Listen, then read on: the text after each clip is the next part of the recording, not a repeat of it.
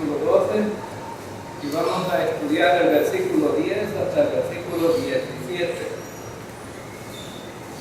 Apocalipsis capítulo 12, versículo 10 al 17.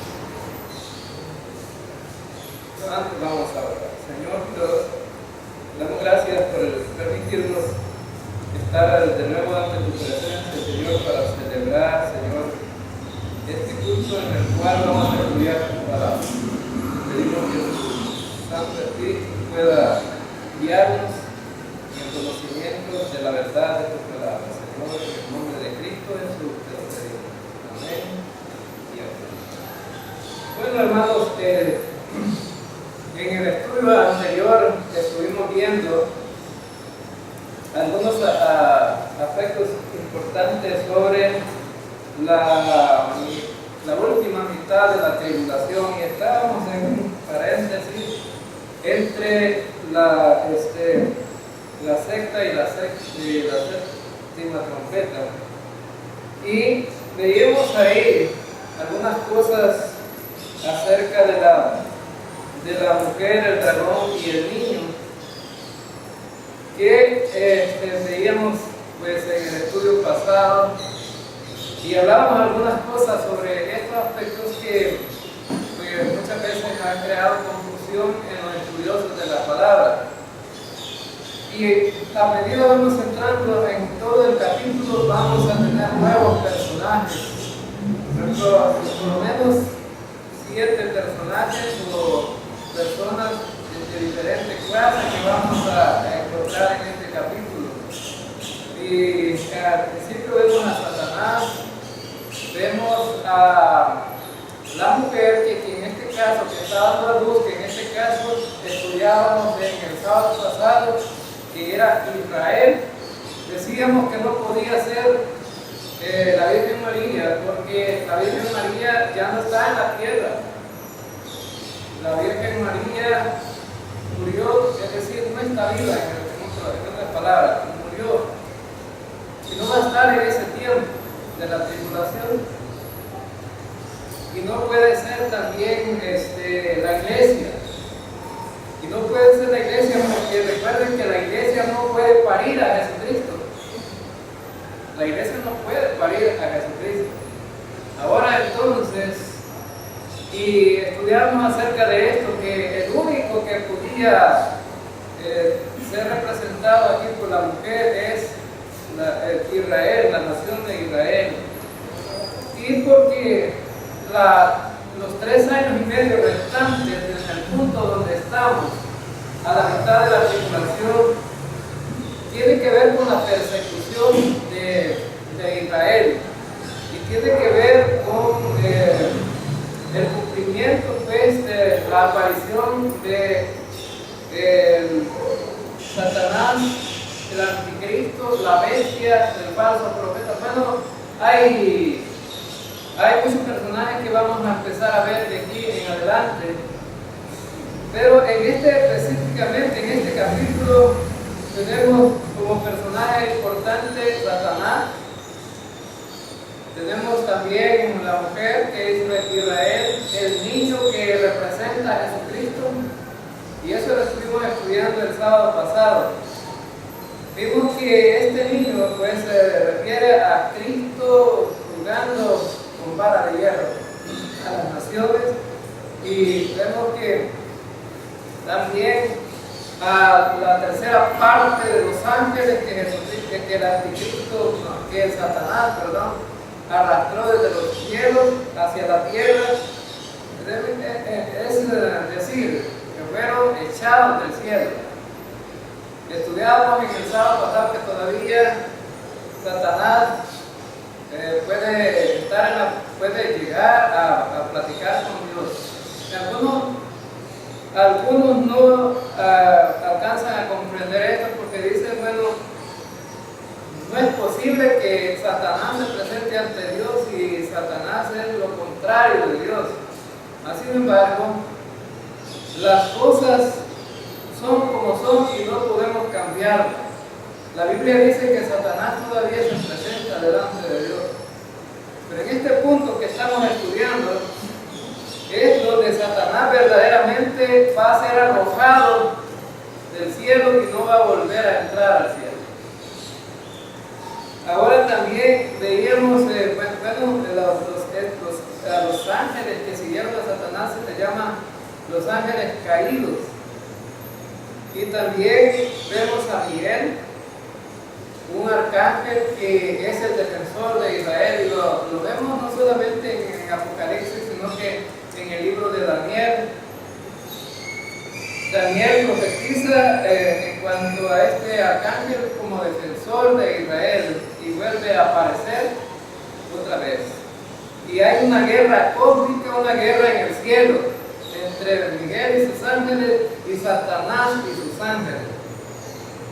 Y eso lo estudiamos en el sábado pasado. También veíamos, además de esto, los ángeles seguidores de Miguel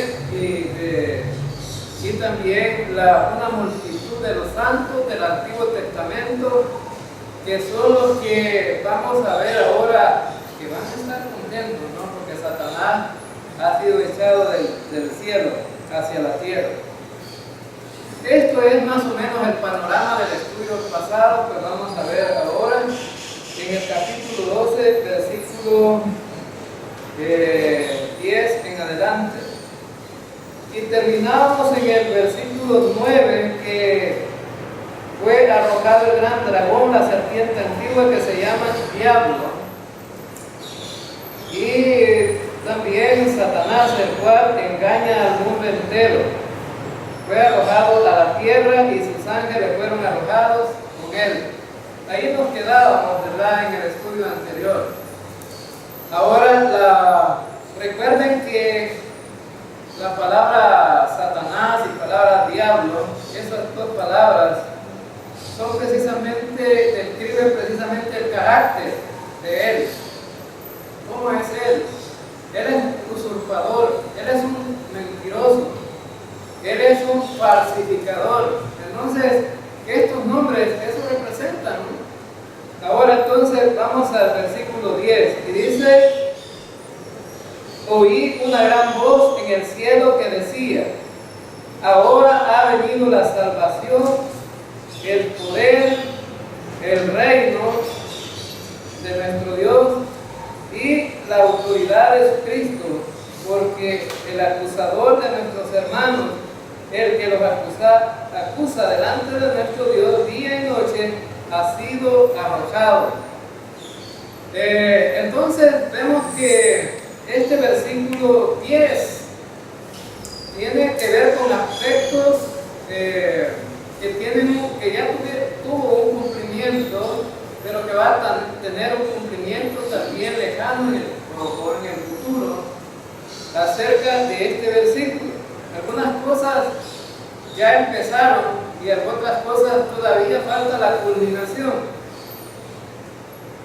Yo creo que ustedes ya han escuchado hablar aquí acerca de los 3 tiempos de la salvación. Hemos ilustrado con imágenes los 3 tiempos de la salvación. Y la salvación tiene que ver con la salvación de la pena del pecado, la salvación del poder del pecado y la salvación de la presencia del pecado. Entonces aquí va a haber un tanto acerca de la presencia del pecado. Pero ya también vemos que Jesucristo logró en la cruz la liberación del poder de la condenación del pecado, ¿verdad? En el primer tiempo de la salvación. Ya eso que fue un triunfo a través de Cristo en la cruz. Y nosotros, todos los que hemos confiado en Cristo, hemos sido liberados de ese problema. Ahora, en el que estamos batallando todos los días, es el segundo tiempo de la salvación, que es el poder del pecado en nuestra vida práctica. Todavía el pecado se impone en cada día que nosotros vivimos, el pecado siempre está presente ahí porque la vieja naturaleza está en nosotros. Y la vieja naturaleza no la podemos echar de nosotros, de hecho ahí está. Y por eso es que la vieja naturaleza nos hace pensar mal, nos hace actuar mal, nos hace enojarnos, nos hace hablar de otros, nos hace, bueno, hay un montón de infinidad de cosas que podríamos enumerar. La vieja naturaleza todavía está ahí. Pero en este versículo dice que Juan oyó una gran voz del cielo que decía, bueno, aquí no describe, en este versículo no describe quién fue el que habló o quién fue el que dio el grito, ¿verdad? La gran voz, no lo dice.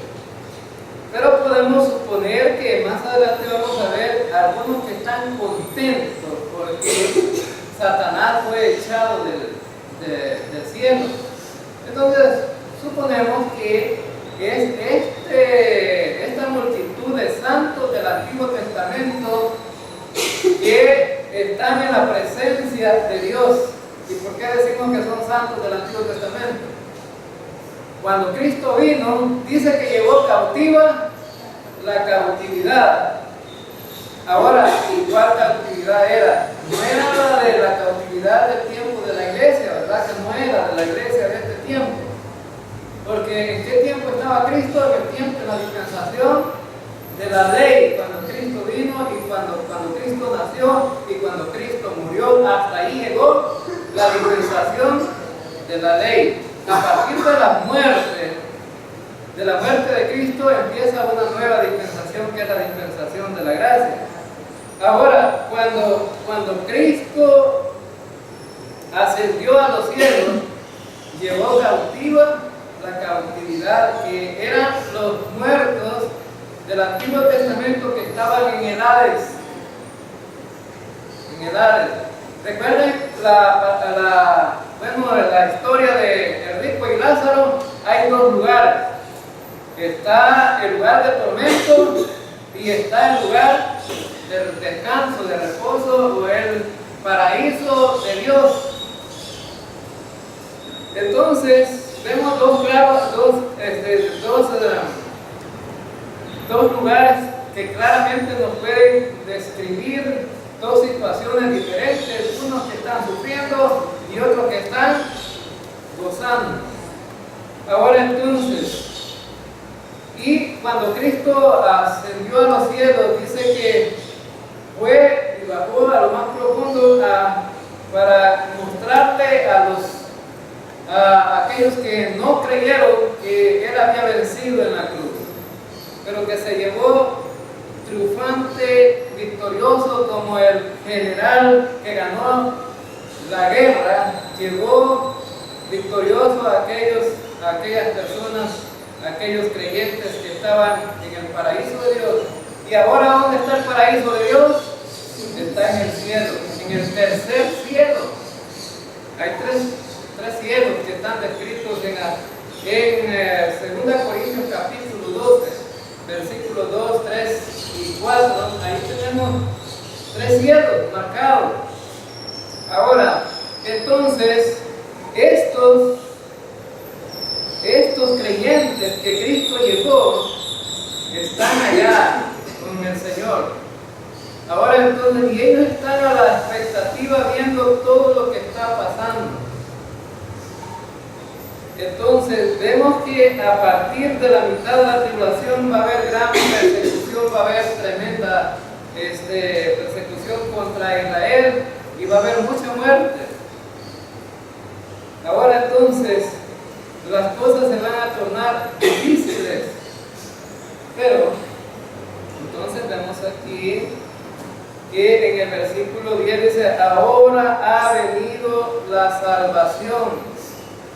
Y esta salvación es la consumación de la salvación, ¿verdad? Completa. La salvación que pues todos esperamos, hermanos, ser liberados de este tiempo presente en el que estamos. El apóstol Pablo lo puso de esta manera. Dice que la naturaleza misma gime por ser liberada igual que nosotros, de este cuerpo. Ahora entonces, cuando estemos en la presencia del Señor, ya no vamos a tener problemas con el pecado. ¿Y por qué decimos que es un problema? Porque el pecado es la causa de por qué nosotros no tenemos la victoria total aquí en esta tierra. Y entonces, en la vida cotidiana, en la vida práctica, enfrentamos muchas situaciones que nos llevan a pecar, ¿verdad? Y a veces voluntariamente y a veces involuntariamente. Depende del estado espiritual de cada creyente, pero a veces involuntariamente, porque a lo mejor no es el deseo del creyente pecar, pero otros lo hacen pecar, ¿verdad? Ahora entonces, y vemos aquí que en este versículo, bueno, tiene como un significado de 4 aspectos interesantes que necesitamos ver nosotros. En estos 4 aspectos vemos un cuadro de victoria para el creyente. El primero, la salvación, que es el que tenemos ahí en el versículo. Ahora ha venido la salvación. Hermanos, los creyentes somos victoriosos porque somos salvos. Ahí está la victoria. Ahí está la victoria. Ahora ha venido la salvación, la victoria para los creyentes. Ahora esta salvación no está en el poder del creyente o de la persona como tal. Esa victoria está en Cristo, en nuestra posición que ocupamos. Ahí está la victoria. Los creyentes a cada rato somos derrotados, ¿verdad? Pero más sin embargo, aunque somos derrotados, tenemos que decir que somos victoriosos, pero en Cristo. En Cristo. Y me gustaría que leyéramos ahí cerca la primera carta de Juan, capítulo 3, versículo 2. Primera carta de Juan, capítulo 3, versículo 2. Fíjense que en el futuro está describiendo aquí el apóstol Juan, que es el mismo que escribió también Apocalipsis. Está diciendo Juan en el futuro cómo vamos a ser los creyentes. Capítulo 3, versículo 2 dice: amados, ahora somos hijos de Dios y aún no se ha manifestado lo que habremos de ser, pero sabemos que cuando Él se manifieste seremos semejantes a Él, porque le veremos como Él es. Ahora en este momento, hermanos, Juan está describiendo que todavía no somos igual a Cristo, pero que un día vamos a ser igual a Él. ¿Y por qué no somos? Bueno, dice que somos hijos de Dios, y eso lo tenemos muy claro, ¿no? Está diciendo que cada uno de nosotros somos hijos de Dios. Eso no lo debemos de dudar, somos hijos de Dios. Pero en el versículo dice también: y aún no se ha manifestado lo que haremos de ser. Es decir, que está en el tiempo futuro. ¿Cómo vamos a ser? No vamos a ser en este cuerpo, en esta carne. Vamos a tener cuerpos glorificados. Esos cuerpos renovados, vamos a dejar este cuerpo por un cuerpo nuevo. Eso le cuesta entender a muchos también. No pueden entender. Dice, bueno, a muchos creyentes todavía, en muchas iglesias se predica que allá en el cielo no va a poder entrar una iglesia sin mancha y sin arruga. Y esta iglesia va a entrar sin mancha y sin arruga al cielo, hermanos.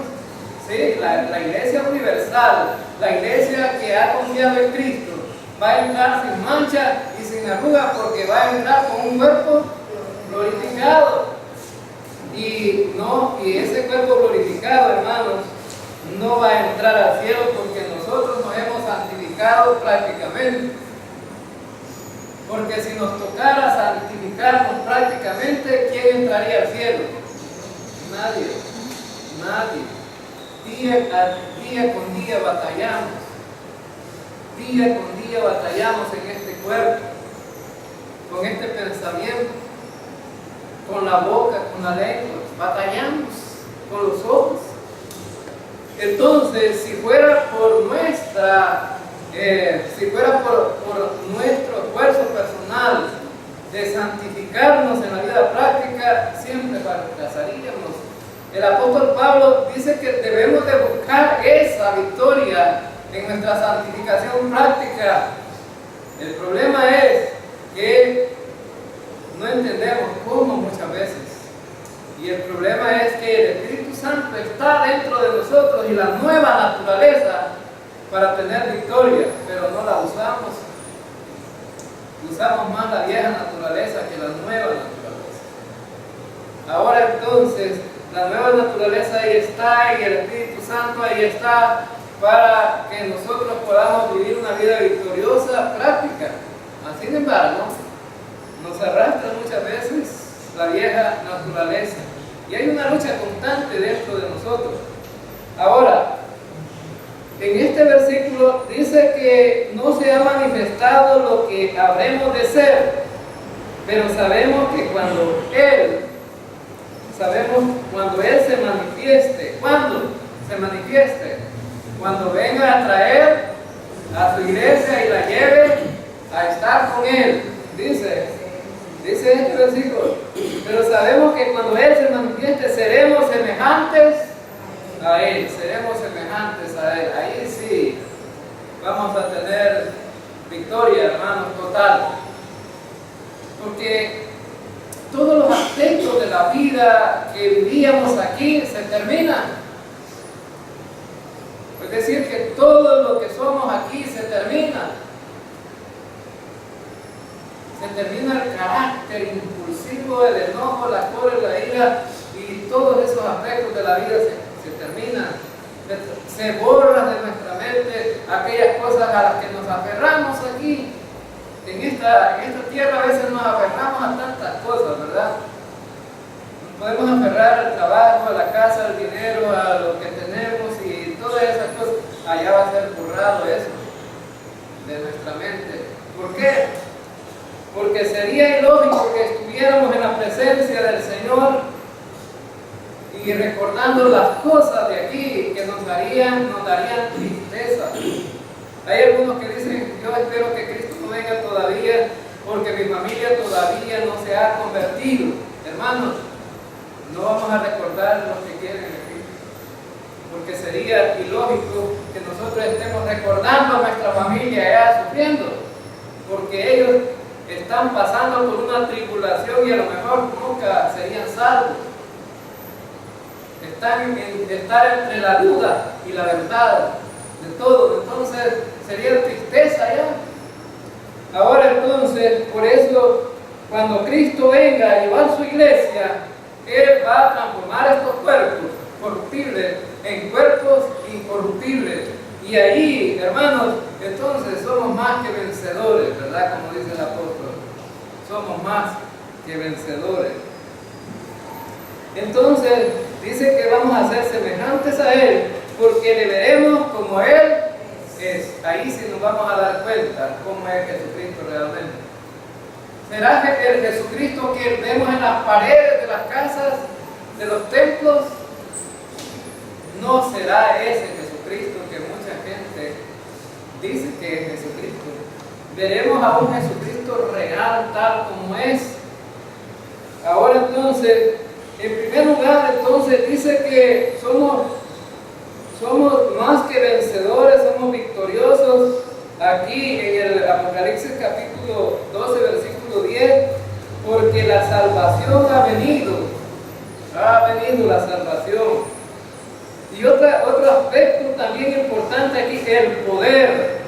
Dice que en el versículo 10, El poder es otra cosa importante aquí, porque estamos hablando de guerras espirituales, donde quién controla a quién. Aquí en este mundo el poder es mal usado, hermano.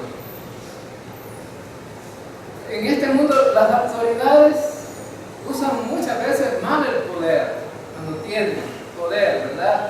Ahora, pero cuando Jesucristo tome el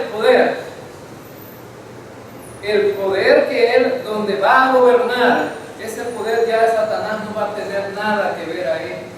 ¿Ahorita tiene poder Satanás todavía? Sí, el poder que Dios todavía le autoriza y le da, porque no tiene totalmente el control Satanás, porque en Job vemos que solamente Dios lo limita a lo que Él quiere. Fíjense que Satanás se presenta ante Dios y le dice: este hombre te sirve porque tú lo bendices con propiedades, con vacas, con cabras, con todo lo que tiene. Por eso es que te sirve. Y Dios, para mostrarle que este hombre era fiel, le dice: acábate las vacas, las cabras y todo lo que tenga, termina con eso. Bueno, y Satanás le dice: bueno, pero la familia todavía la tiene completa, tiene sus hijos y todo eso, y como tú solo pasas orando por ellos, no les pasa nada. Por eso es que alabas a Dios. Porque por eso es que Job alaba a Dios. Y le quita la familia, le dijo Dios. Le quitó la familia. Bueno, le dice: porque todavía no lo has tocado a él. Si lo tocaras a él, vas a ver. Y Dios le permitía ciertas, pero lo limitaba. Dice en el libro de Job, dice que cada creyente está cercado. Dios lo tiene protegido, lo tiene guardado. Satanás no puede hacer nada si Dios no lo permite. Entonces, hermanos, siéntase seguro en las manos del poder de Dios. Amén, hermanos. Ahí está el poder, porque Dios nos tiene guardado los creyentes. Entonces, el problema es que nosotros somos necios a veces. Somos necios. Nos gusta siempre volver atrás, tomar el arado y volver atrás, voltear a ver y convertirnos en estatua de sal, como la mujer de Lot. Dice la Escritura que el que mira atrás no puede, o sea, los surcos le van a salir torcidos, ¿verdad? Ahora entonces, y el problema del creyente es que Dios le está diciendo cómo caminar y el creyente es necio, ¿verdad? No, así como yo digo voy a hacer, no como Dios dice. Ahí es donde está el problema.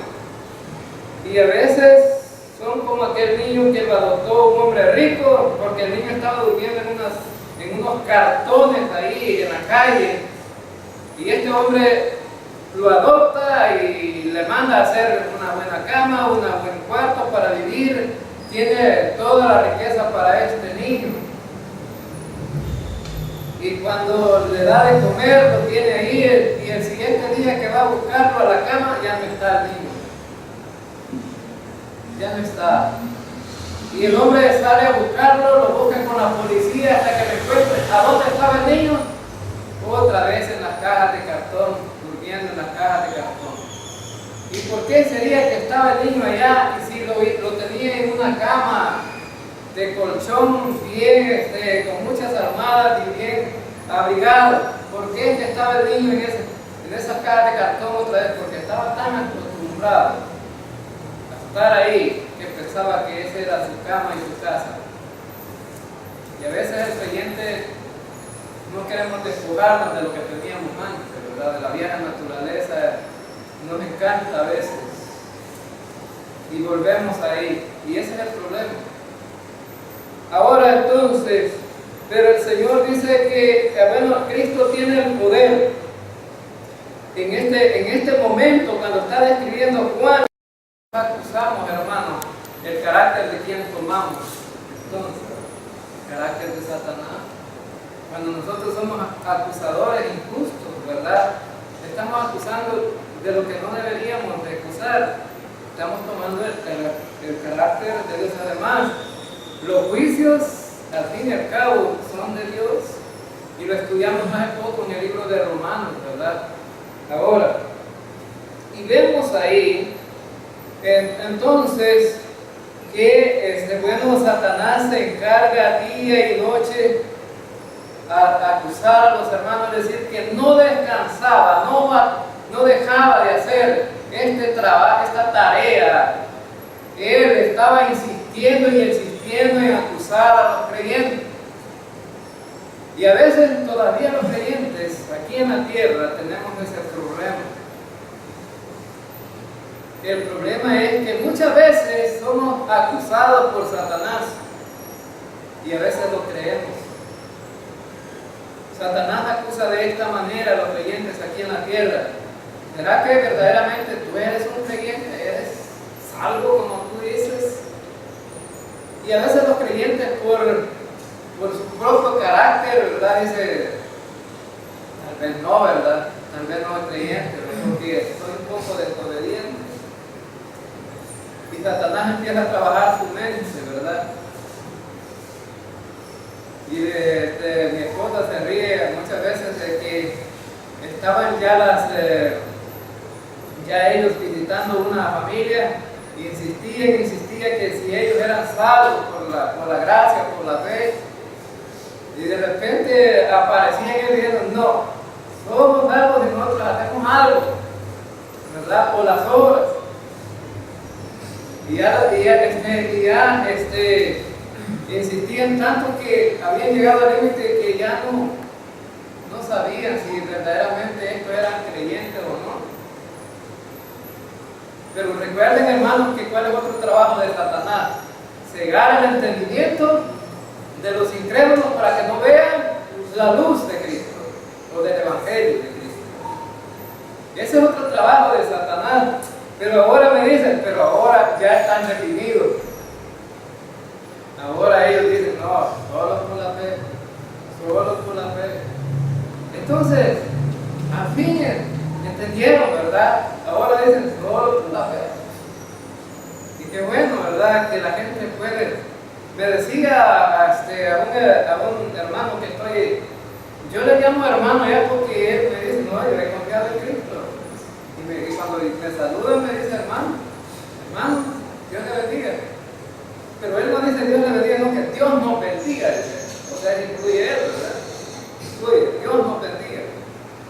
Ahora entonces, pero cuando estamos hablando, me dice, hermano, me dice, a veces cuando estamos estudiando la Biblia, como que el enemigo se mete. Usted habla tan claro, me dice, la palabra de Dios, y a veces, de repente, en lo que estoy pensando, el Satanás me confunde. Y por responder lo que debía responder, respondo otra cosa. Sí, ¿verdad? Y no se lo dije yo, sino que él mismo lo reconoce. A veces la respuesta que yo iba a dar no es la que doy. Y entonces me dice, como que el enemigo te mete cuando estamos estudiando la palabra de Dios. Bueno, ese es el trabajo de Satanás.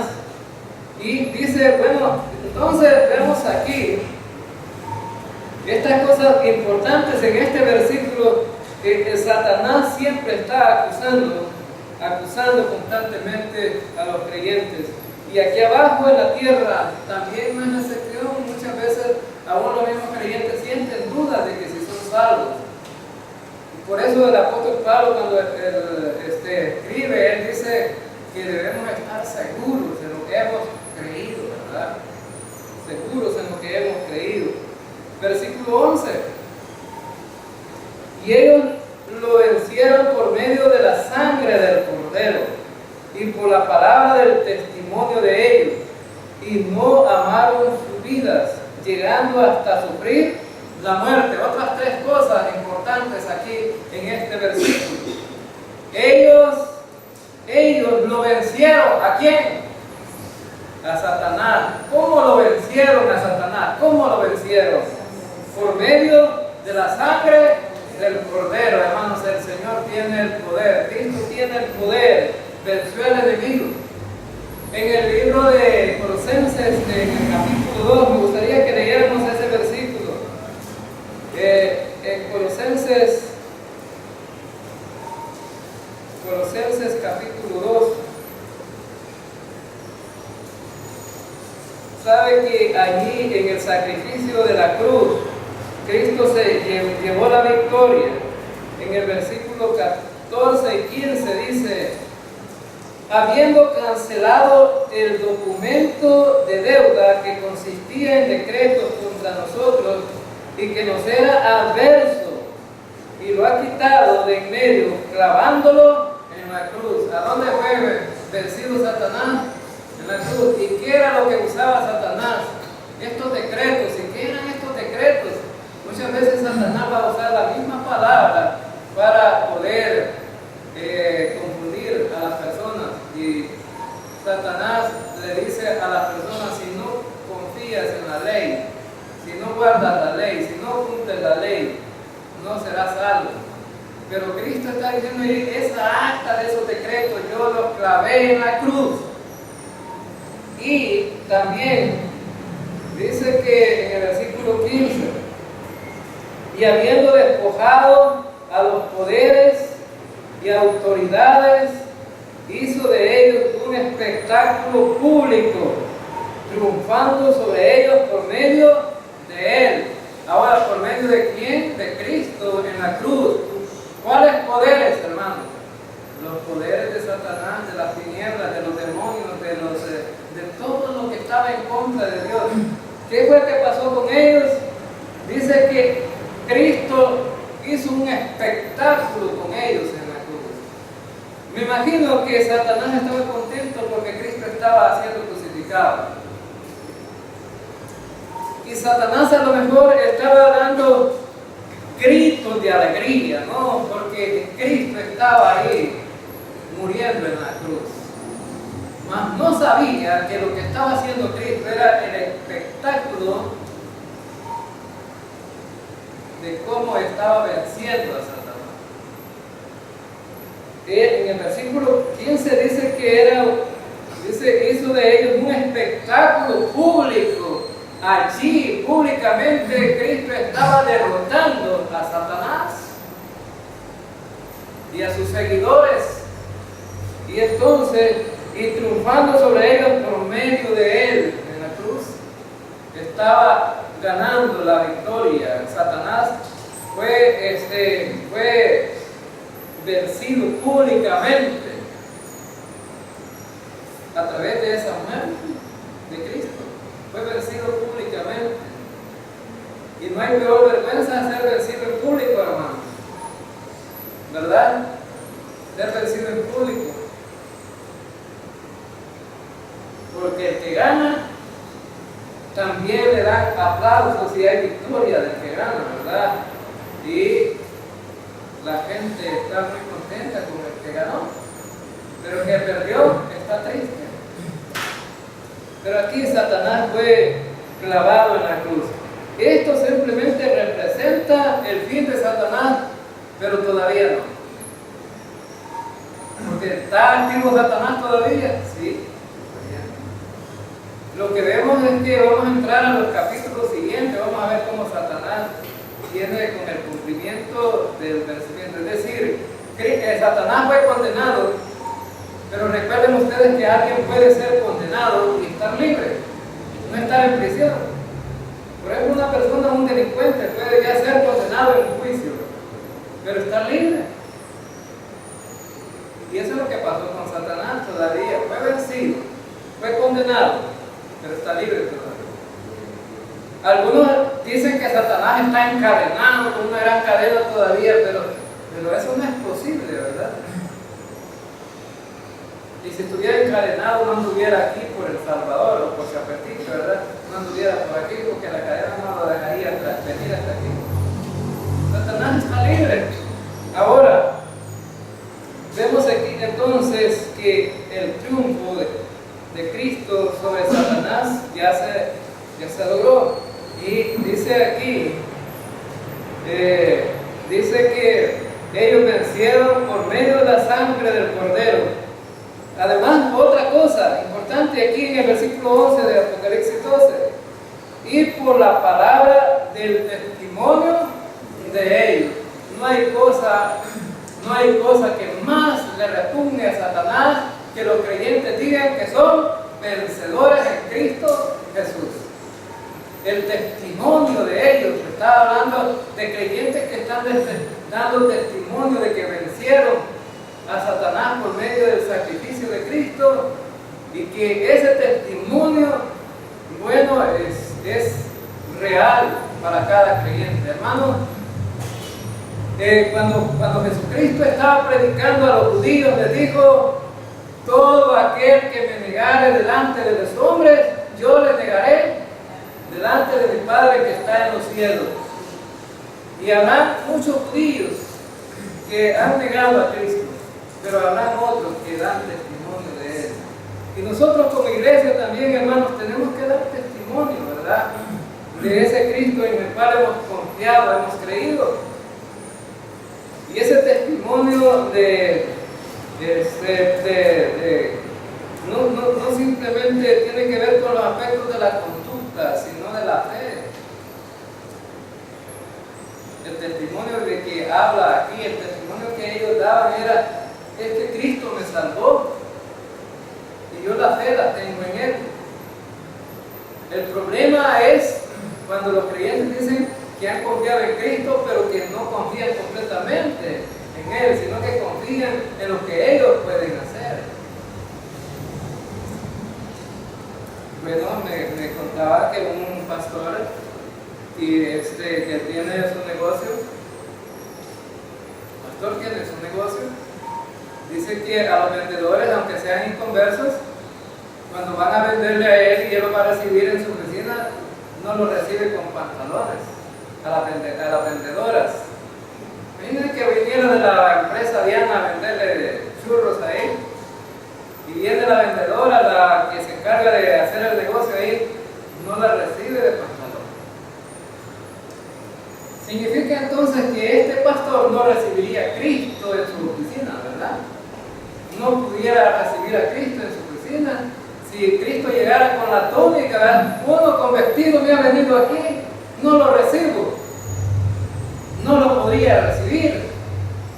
Entonces, hermanos, hay cosas que la gente hace, ¿verdad?, que limita la vida del testimonio, porque la gente piensa que a través de ese legalismo es que van a tener la salvación, y es una gran farsa.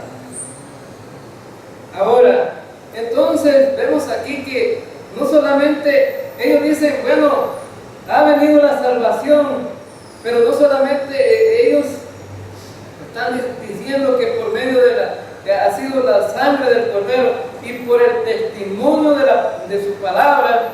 Y también otra cosa importante aquí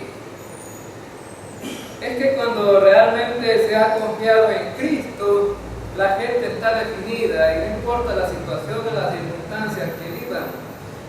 Al principio la iglesia primitiva tuvo muchos muertos. La gente moría en hogueras encendidas, y la gente no rechazaba a Cristo a pesar de que estaba siendo quemado. Es más, Daniel, en que tenemos el testimonio más claro en la Biblia, que Daniel no rechazó a su Dios a pesar de que lo metieron en el pozo de los leones. No rechazó a su Dios aunque lo metieron en el horno ardiendo. Y aquí vemos que estos creyentes que aparecen aquí dicen que estuvieron expuestos a dar su vida. Eso es lo que dice el versículo, ¿verdad? Llegando hasta sufrir la muerte. O sea que lo vencieron de tres maneras. Uno, por haber confiado en el sacrificio de Cristo, por haber confiado totalmente y por dar testimonio de Cristo, y fueron hasta el límite último de ofrendar su vida por amor a Cristo. Eso es lo que encontramos ahí. Creyentes que no se retractaron de decir que eran creyentes y que ofrendaron su vida a pesar de las situaciones que enfrentaban. Versículo 12. Por lo cual, regocijaos cielos y los que moráis en ellos, ay de la tierra y del mar, porque el diablo ha descendido a vosotros con gran furor, sabiendo que tiene poco tiempo. Mire, hermanos, aquí vemos que allá en el cielo hay un grupo de creyentes que está contento, ¿verdad? Dice aquí, no solamente se regocijan los cielos, aún los cielos. Dice que les repugnaba que Satanás llegara por allá, ¿verdad? Ahora, entonces, vemos aquí que no solamente los cielos están regocijados, sino que también los que moran en los cielos están contentos. ¿Por qué? Porque Satanás fue arrojado de ella. ¿Y cuál es la alegría? Ya nunca más vamos a tener un acusador aquí, que todos los días insistían en lo mismo. Hermanos, hay que ser insistentes en predicar el Evangelio, ¿verdad? En eso sí, hay que ser insistentes.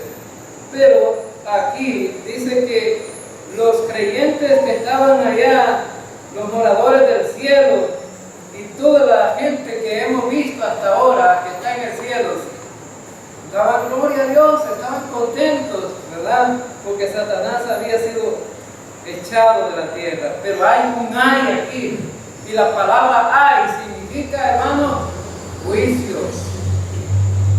Ahora, no solamente está un regocijo, aquí hay dos cosas importantes en el versículo. Hay un regocijo, pero también hay un ay, y ese ay es lo contrario al regocijo. ¿Y cuál es el problema?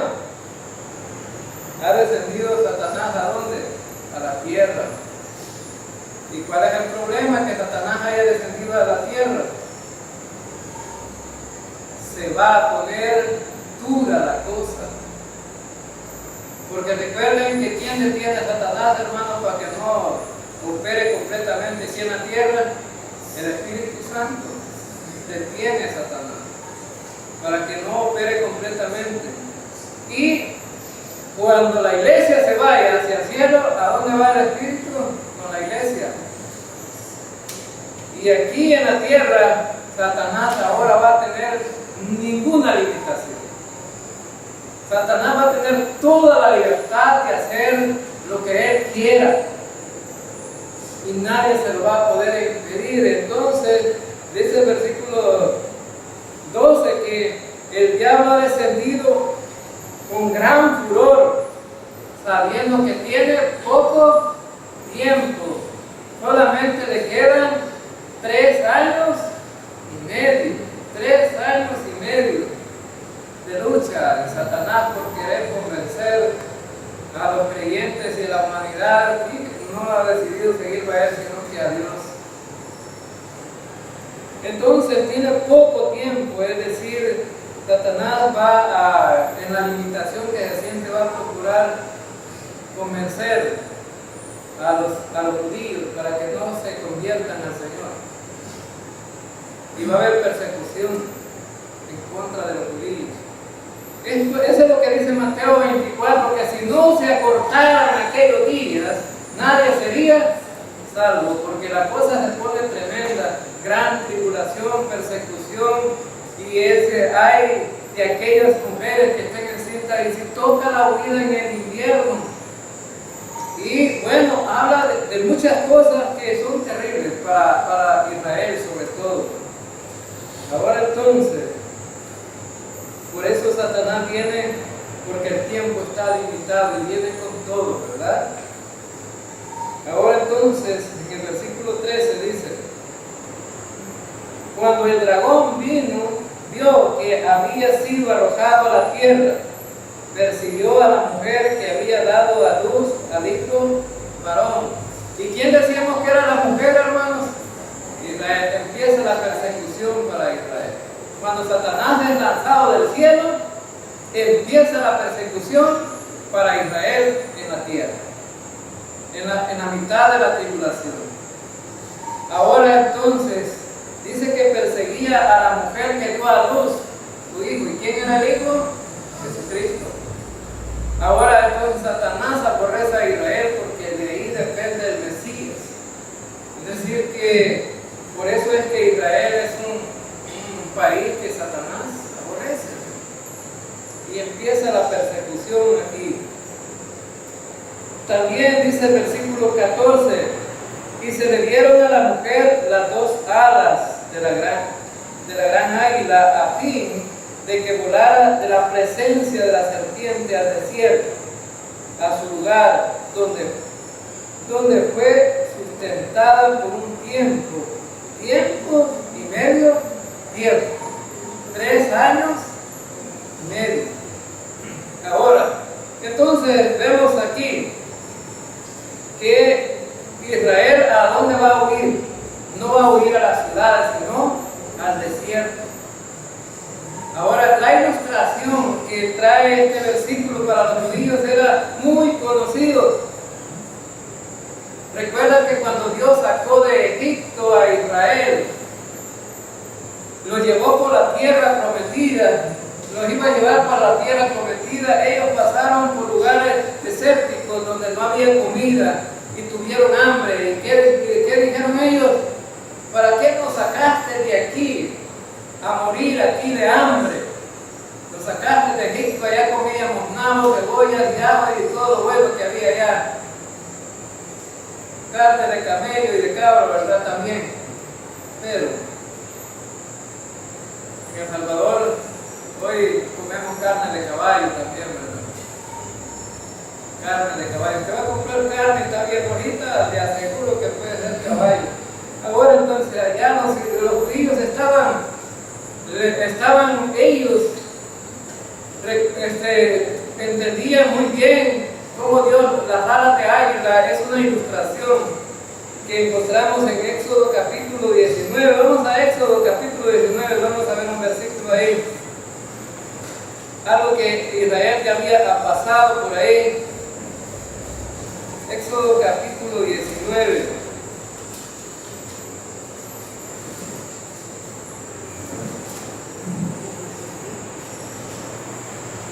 Y